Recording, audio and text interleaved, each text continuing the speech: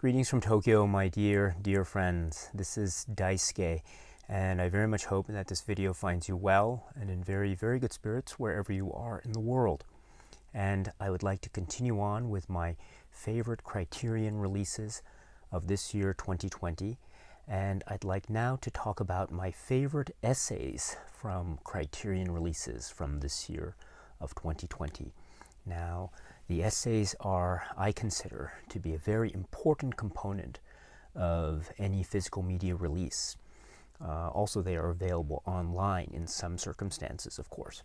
But in any event, the essays, I believe, are very important. A well-written essay can go a long way, in my view, to help to get a better appreciation and understanding of the social and historical context, as well as get further insights into potential and varied readings and interpretations of the films, as well as the essayist's own individual experiences with the film and things of that nature. So I really hold the essays to be of extremely high value, very much so. And the Criterion releases from this year are no exception to that. The essays have been stellar and superb, and so it's been very difficult to try to determine what my 5 favorite essays are from this year. As with any of these lists, it is highly subjective and it could change at a moment's notice. But I have tried my best to go back and think about those essays that in one form or another really helped me to get a better appreciation as to maybe a particular part of social history or political history or background or context that I would otherwise be unaware of. And so I find this to be, in that way, a very fun exercise to try to determine what essays in particular were very enlightening for someone like myself. And so I have now compiled from my own subjective viewpoint my top 5 favorite essays from this year from the Criterion Collection 2020 releases. Number 5, and this is spy number 1039. The film is Town Bloody Hall, and I've taken the insert out, and the essay is set forth in the insert, which is On the High Seas by Melissa Anderson. And this is a splendid essay because what this does is it provides the social context and background for the lead up to this particular event. It also provides some key details as to the participants and also some insights into the filmmaking process and other ways to read the film. And I think this is incredibly important, especially for a film like this. It is a film where the background and the history of the moment of this particular point in time, I think, go a long way in terms of watching it and appreciating the film today in 2020. And so this kind of background detail and information is very important, and I'm so glad it's presented in the essay as it is in such well-written form as we have with the essay for Town Bloody Hall. Number 4, and this is for the title at spy number 1032, which is An Unmarried Woman. And here is the insert, and the essay is right here. And it is called The Business of Being a Woman by Angelica J. Bastien.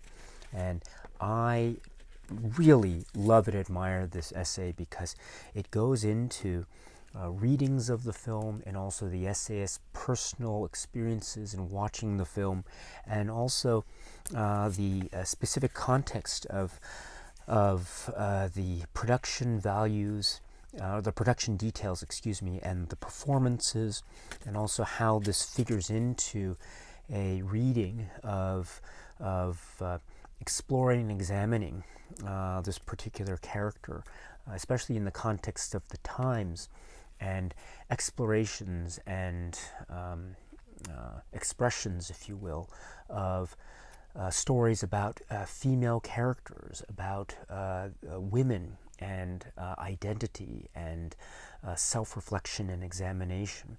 And I find this type of discussion to be so crucial and critical and important because, after all, it's always very helpful and very informative to get a sense of this particular type of social and historical context. And I think this is one of the aspects that makes this film very compelling, and thus an essay like this is very rewarding and valuable indeed. This is For an Unmarried Woman. Number 3, and this is at spine number 1042. The name of the film is Beau Travail, and here is the insert, and the insert sets forth the essay, which is called A Cinema of Sensation, and this is by Girish Shambhu. And what this essay does so well is it, of course, describes and sets forth Claire Denis and also the readings and interpretations of this film, which I think is incredibly significant and important, in particular because of this film, because there's so many beautifully poetic enigmas and mysteries, thus leading the way for potentially a whole variety of readings. And I love how focused this essay is. I love how sharply acute and well written it is. And I love its organization. It covers so much detail in a very lucid and easy to follow manner that still is very deep and profound, and it is potentially very inspiring for further discussion and exploration with regard to this ever fascinating and deeply moving work that is Beau Travail.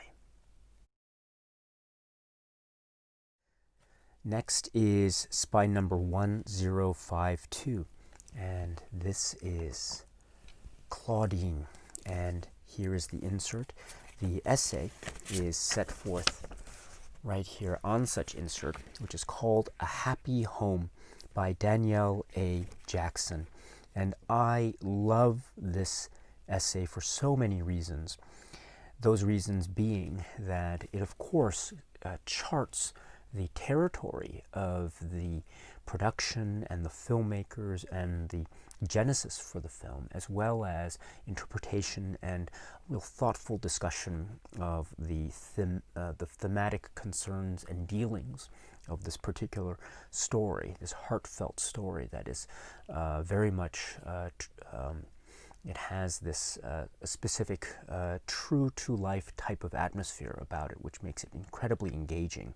But what I find so appealing about this essay is the way in which the essayist really describes her personal fascination and admiration for this film, how it affected her on a very intimate and a direct level.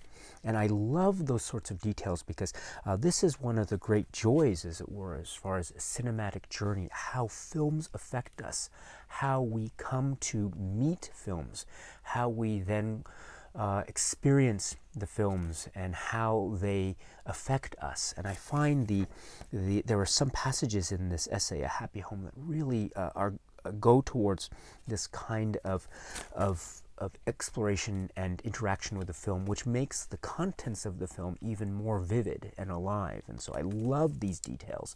A great essay for this great film, Claudine. And my number one favorite essay is for spine number 1054. And this is the film, which is called Parasite. And here is the insert. The essay is set forth again on such insert. Notes from the Underground by In-Koo Kang. I love that title, by the way. And this essay by In-Koo Kang is charting so much. It, of course, touches on all the points needed to make a great essay, and it does so with such care and precision and cleverness of turns of phrase, as well as being so accessible and so well written as to be such a joy to read.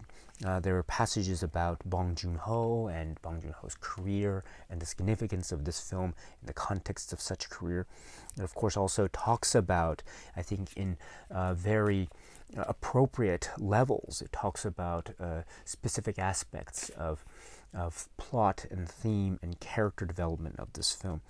And it really is a great basis, a fundamental basis for yet further exploration and examination of this film. I love this essay, and it's one that I've read many times upon an exploration of this film in the Criterion collection, and I strongly recommend it, again, for the film Parasite. Okay, my friends, so that's it as far as the essays are concerned. So thank you very much for your time. I very much appreciate it, and I will see you at the next video. Until then, my friends, please be happy and healthy and well, and please keep on watching a lot of great movies. Thank you so much as always, and cheers.